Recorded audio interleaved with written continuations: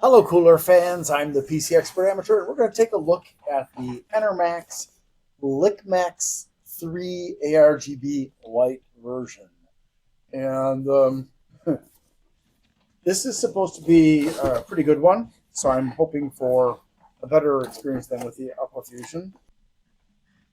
All right, so looking at the specs, the pump has a maximum speed of 3,100 RPMs, which is a little bit above average. The fans don't seem to be that impressive. The speed only goes up to 1,600. MTTF is 50,000 hours. Oh, they do actually give the voltage and current for the RGBs. That's pretty amazing, but they didn't do that for the pump. The airflow is up to 72.1 CFMs, and the static pressure only 1.98 millimeters of static pressure. So that's kind of bad, but that's the reason why it's not going to be quite so noisy. The thermal grease is Dow Corning TC-5121C. All right, well, that gives us a little bit of information, and it suggests to me that this is not a particularly high-performing, I guess you could say, cooler. But we'll see in testing. At least for a preview, anyways. And it, just like the Aquafusion, it supports all kinds of different RGB, including its own brand. Same old standard foam top and crappy cardboard tray. It has a very thick little manual in multiple languages. So let's see here. Hopefully everything's included. That should be included anyways. And if there are any freebies, I don't mind. All right, so these are all the cables for fans and lights. There's a SATA power connector. There's the controller, same kind as with the Aquafusion. And then different cables for ARGB. And then the actual mounting kit has got all the usual bits and bobs, frames, and so on. There is the thermal paste that is from Enermax. There's also another SATA connector for the pump, as well as a 1-to-3 splitter for the fans. So let's take a look at the fan.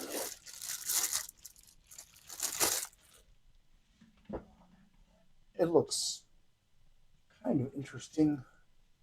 I think this is the same design as the Aquafusion, but I could be wrong. It's got PWM and ARGB. Really standard looking.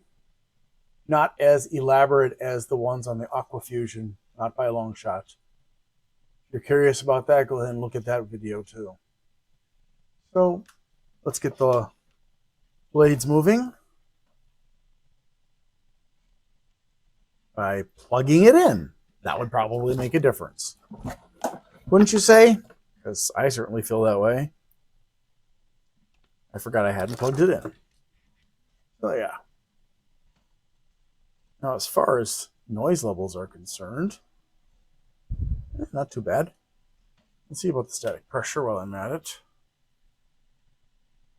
About 1.5. Turn this down. We'll do a sound check. Don't think I need the lights anymore, though.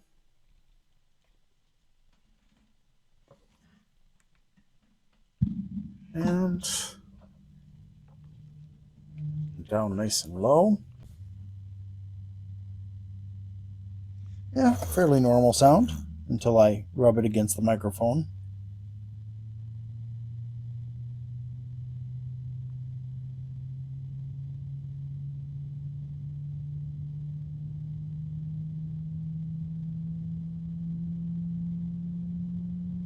Okay, I just felt a vibration in the fan.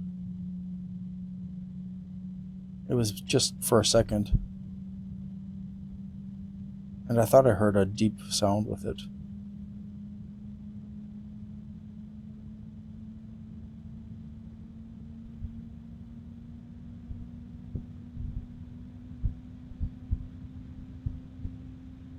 Okay, now there's a bit of rumbliness from the fan as far as the vibrations.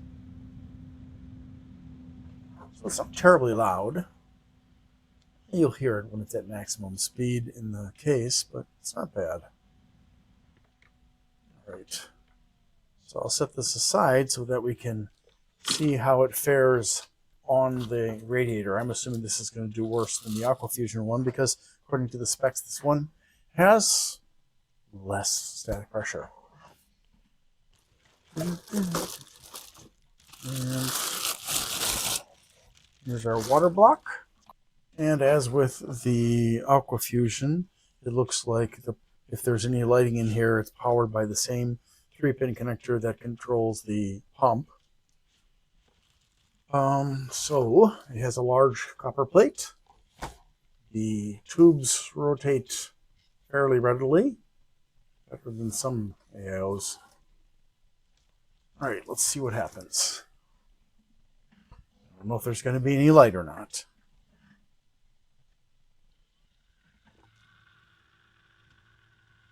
So yeah, so there's apparently RGB or something that's controlled inside. And right now it's making, okay, cleared out the air, so that's a good sign. The specs for this one are 3,100 RPMs, I believe it is.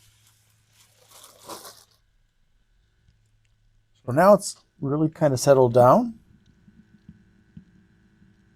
There is some sound of air, but not bad. There's a fill port, just like with the Aquafusion. And same type of radiator, unsurprisingly. I'm going to try to get the air out.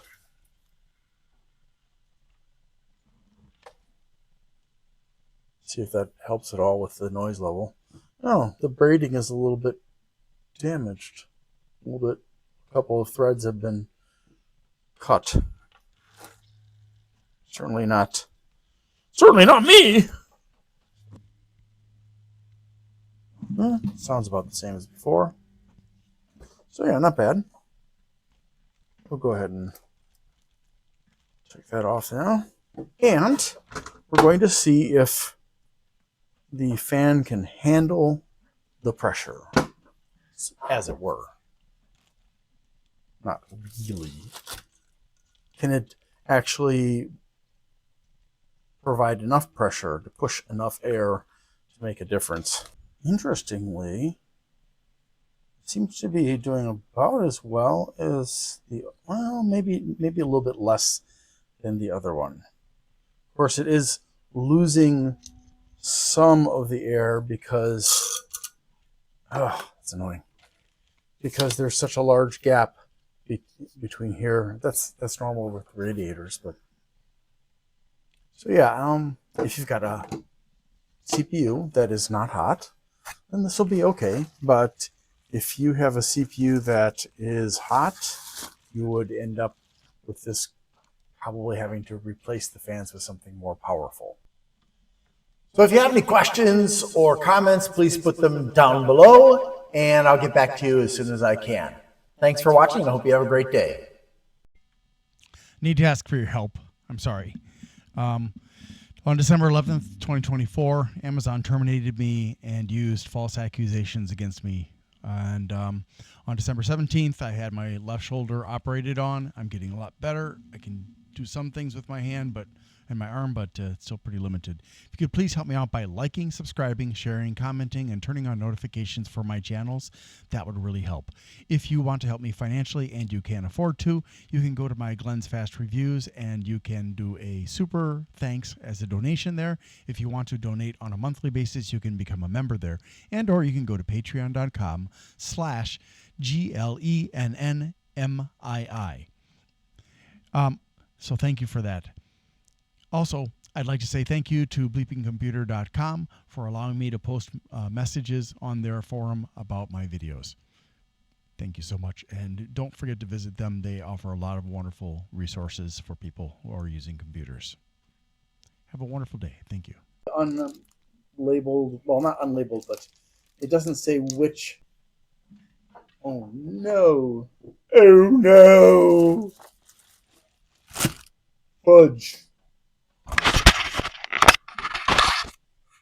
Have you been listening to this?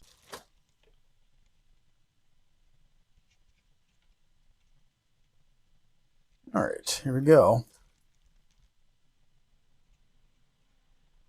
Ow. Don't do that. Dang it. Ow! Jeez. I think these fans aren't very powerful. Probably would have lost a fingertip.